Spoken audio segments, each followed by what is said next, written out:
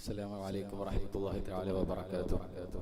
بسم الله والصلاة والسلام على أشرف رسول الله وعلى آله وصحبه أجمعين. ما بعد. ബഹുമാനാദരവുകൾ നിറഞ്ഞ ഉസ്താദുമാരെ, എൻ്റെ പ്രിയ സുഹൃത്തുക്കളെ, വഹാബിസം ഈർഷ്യയുടെ വിഷം വമിക്കുന്ന വിഭാഗം എന്ന വിഷയത്തെ അധികരിച്ചാണ് ഇവിടെ ഞാൻ സംസാരിക്കാൻ ഉദ്ദേശിക്കുന്നത്. വഹാബിസത്തിന്റെ ആരംഭം മുഹമ്മദ് ഇബ്നു അബ്ദുൽ വഹാബ് എന്ന പൂർണ്ണനാമത്തിൽ പിന്നീട് ചുരുക്കി ഇബ്നു അബ്ദുൽ വഹാബ് എന്ന് വിളിക്കപ്പെടുന്ന നജിദ്കാരനായ ആളിൽ നിന്നാണ്. ചെറിയ പ്രായം മുതൽക്ക് തന്നെ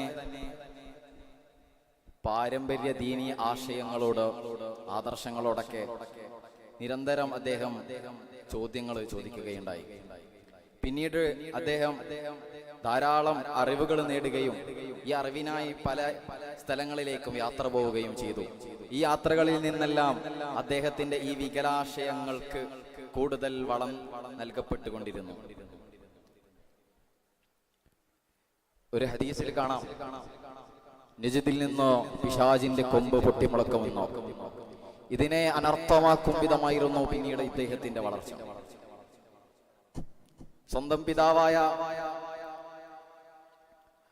അബ്ദുൽ വഹാബ് ബിൻ സുലൈമാനിൽ നിന്നും സഹോദരനായ സുലൈമാൻ ബിൻ അബ്ദുൽ വഹാബിൽ നിന്നും രണ്ടുപേരും വലിയ മഹാന്മാരായിരുന്നു, അക്കാലത്തെ പണ്ഡിതന്മാരുമായിരുന്നു. ഇവരിൽ നിന്ന് തന്നെയാണ് ആദ്യമായി ഇബ്നു അബ്ദുൽ വഹാബിന് എതിർപ്പുകൾ ഉണ്ടായി തുടങ്ങിയത്. പിന്നീട് അക്കാലത്ത് ജീവിച്ച എല്ലാ മഹത്തുക്കളായ ആളുകളും പിൽക്കാലത്ത് വന്നവരും ഇദ്ദേഹത്തെയും ഇദ്ദേഹത്തിന്റെ വികലാശയങ്ങളെയും എതിർക്കപ്പെടുകയുണ്ടായി. ഇദ്ദേഹത്തിന്റെ ആശയ ആദർശങ്ങളിൽ ആകൃഷ്ടരായിട്ടല്ല ഈ ആശയം ഇത്രയും പടർന്ന് പന്തലിക്കപ്പെട്ടത്. തന്റെ ആശയത്തിന് കൂടുതൽ പ്രചാരം നേടാൻ വേണ്ടി അദ്ദേഹം പല ശ്രമങ്ങളും നടത്തുകയും വിഫലമായി പോവുകയുമാണ് ഉണ്ടായത്. പല രാജ്യങ്ങളിലും മാറി മാറി സഞ്ചരിക്കുകയും നാടുകളിൽ സഞ്ചരിക്കുകയും ചെയ്തപ്പോഴും അതിനുള്ള വഴികൾ അദ്ദേഹം കണ്ടെത്തിയില്ല. ഇങ്ങനെയാണ് ഇബ്നു സഊദ് എന്ന ഒരു നാട്ടുരാജാവിനെ കണ്ടുമുട്ടുന്നത്. അദ്ദേഹവുമായി ചേർന്ന് പിന്നീട് ഇവർ അക്രമത്തിലൂടെ യുദ്ധത്തിലൂടെ ഓരോ നാട്ടുരാജ്യങ്ങൾ കീഴ്പ്പെടുത്തിക്കൊണ്ട് ആ ഹിജാസ് പ്രദേശം മുഴുവൻ ആക്രമിക്കുകയാണ് ഉണ്ടായത്.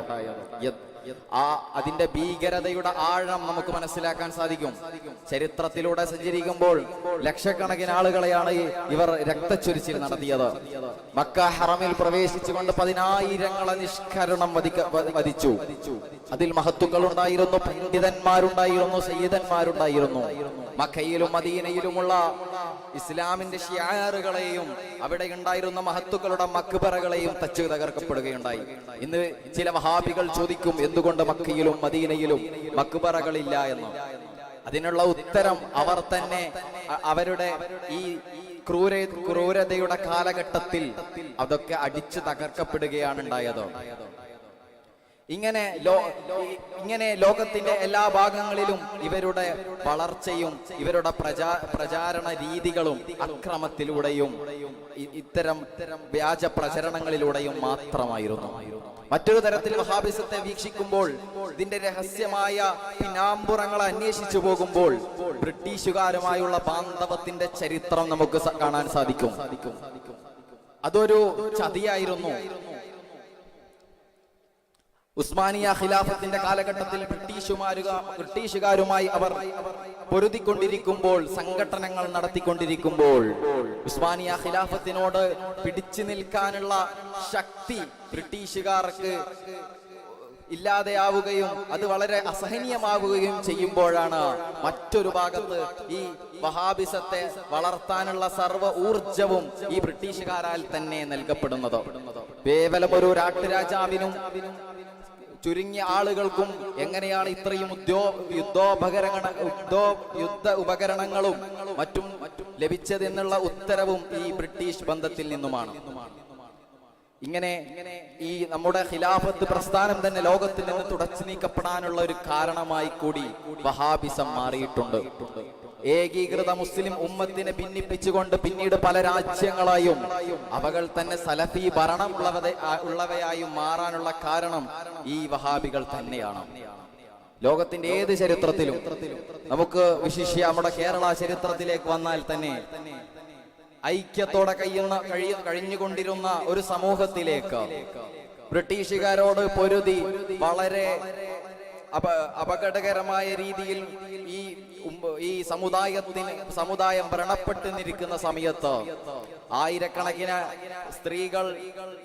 സ്ത്രീകളും കുട്ടികളും അനാഥരായിരിക്കുന്ന മലബാർ കലാപത്തിന്റെ സമയത്ത് അതിൽ നിന്നൊക്കെ ഓടി രക്ഷപ്പെട്ട് തെക്കൻ കേരളത്തിലേക്ക് പോയ പക്കം മൗലവി അടക്കമുള്ള ആളുകളാണ് പിന്നീട് മലബാറിലേക്ക് തിരിച്ചു വന്ന് ഈ ആശയങ്ങളെ ചൂടുപിടിപ്പിക്കുന്നത്. ഈ തെക്കൻ കേരളത്തിൽ നിന്ന് അവർ ചെയ്തത് ബ്രിട്ടീഷുകാരുടെ പാദസേവ നടത്തലായിരുന്നു. ഇങ്ങനെ ഒറ്റ നടത്തലിന്റെയും ചതിയുടെയും ചരിത്രം മാത്രമാണ് ഇവർക്കുള്ളത്. പിന്നീട് കേരളം കണ്ടതെന്താ? കേരളം കാണുന്നത് ഐക്യത്തോടെ കഴിയുന്ന ഒരു സമൂഹത്തിലേക്ക് വീണ്ടും ഒരു ഐക്യ സംഘം രൂപീകരിക്കുകയും ഉലമാഇന്റെ പ്രാതിനിധ്യമില്ലാത്ത കേരള ജംഇയ്യത്തുൽ ഉലമ ആരംഭിക്കുകയും അതിലൂടെ ഈ ഉമ്മത്തിന്റെ ഐക്യത്തിനെ, ഈ സമുദായത്തിന്റെ ഏകോപനത്തെ ഭിന്നിപ്പിക്കുന്ന നീചമായ അവസ്ഥയാണ് വഹാബിസം ഈ കേരളത്തിൽ സൃഷ്ടിച്ചിട്ടുള്ളത്. ഇങ്ങനെ ലോകത്തിന്റെ വിവിധ ഭാഗങ്ങളിലും ഖിലാഫത്ത് പ്രസ്ഥാനത്തിനെതിരെയും ഇന്ത്യയിലും നമ്മുടെ കൊച്ചു കേരളത്തിൽ വരെ ഈർഷ്യയുടെ, വെറുപ്പിന്റെ, ചതിയുടെ വഴികളിലൂടെയാണ് വഹാബിസം പടർന്ന് പന്തലിച്ചിട്ടുള്ളത്. ഇന്നും വഹാബിസത്തിന്റെ നടപ്പ് രീതികൾ നമ്മൾ വീക്ഷിക്കുമ്പോൾ തന്നെ അത് മനസ്സിലാകും. വ്യക്തികളെ കടന്നാക്രമിച്ചുകൊണ്ടുള്ള നീചമായ രാഷ്ട്രീയ വ്യവസ്ഥകളെ പിന്തുടർന്നുകൊണ്ടുള്ള ചതിപ്രയോഗങ്ങളിലൂടെ പരമ്പരാഗത മുസ്ലിം പള്ളികളെ കൈയടക്കിക്കൊണ്ടുള്ള ഇത്തരത്തിലുള്ള വെറുപ്പിന്റെ ഒരു സമൂഹത്തെയാണ് ഈ വഹാബിസം സൃഷ്ടിച്ചു കൊണ്ടിരിക്കുന്നത് എന്ന് ഈ ചരിത്രങ്ങളിൽ നിന്നൊക്കെ നമുക്ക് ബോധ്യപ്പെടും. വഹാബിസത്തിന്റെ ജനനവും അതിന്റെ വളർച്ചയും അതിന്റെ എല്ലാം ഈ വെറുപ്പിൽ നിന്ന് തന്നെയാണെന്ന് ഊന്നി പറയാനും ഈ ചരിത്രം നമ്മെ വീണ്ടും വീണ്ടും സാക്ഷ്യപ്പെടുത്തുന്നു. അതിനാൽ തന്നെ വഹാബിസത്തിന്റെ മതപരമായ കൂടുതൽ ആശയങ്ങളിലേക്ക് ഞാൻ ഇറങ്ങിച്ചെല്ലുന്നില്ല. കാരണം ഈ വെറുപ്പ് വമിക്കുന്ന വഹാബിസത്തെ കുറിച്ച് മാത്രമാണ് ഞാൻ ഇവിടെ സംസാരിച്ചത്. അതിൽ നിന്ന് തന്നെ വഹാബിസത്തിന്റെ ഭീകരതയെ ചൂണ്ടിക്കാണിക്കാൻ സാധിക്കും വിധമാണ് ഈ വിഷയ ക്രമീകരണം നടന്നിട്ടുള്ളത് എന്നാണ് ഞാൻ മനസ്സിലാക്കുന്നത്.